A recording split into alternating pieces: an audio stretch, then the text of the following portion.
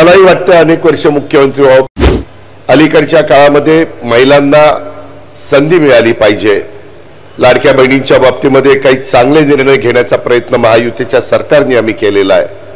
त्यांना आर्थिक बाबतीत सक्षम करणं, त्यांना स्वतःच्या पायावर उभं राहणं, त्याच्यामध्ये त्या पुढे कशा जातील, त्या आर्थिक सक्षम होत असताना कुटुंबाला देखील आधार कसा देतील याबद्दलचा प्रयत्न आमचा सगळ्यांचा चाललेला आहे।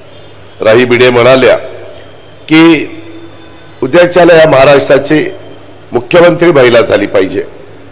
आपल्याला सगळ्यांनाच तसं वाटत असतं, परंतु शेवटी तो योग पण जुळून यावा लागतो।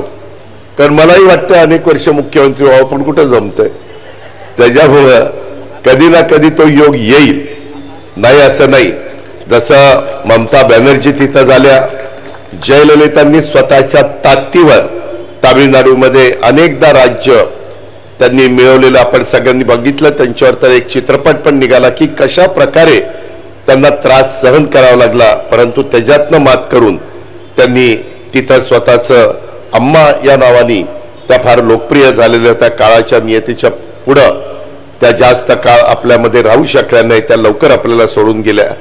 परंतु अशा कितीतरी महिलांची नावं ही आपल्या देशामध्ये वेगवेगळ्या राज्यात मुख्यमंत्री झालेली त्या ठिकाणी घेता येतील। आणि हा शिवशाहू फुले आंबेडकरांचा महाराष्ट्र आहे, इथंही ते होईल।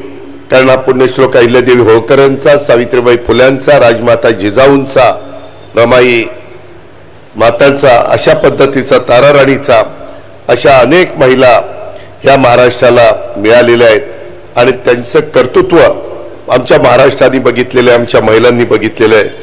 त्याच्यावर तो दिवस पण फार काही लांब असेल असं मला काही त्या ठिकाणी वाटत नाही।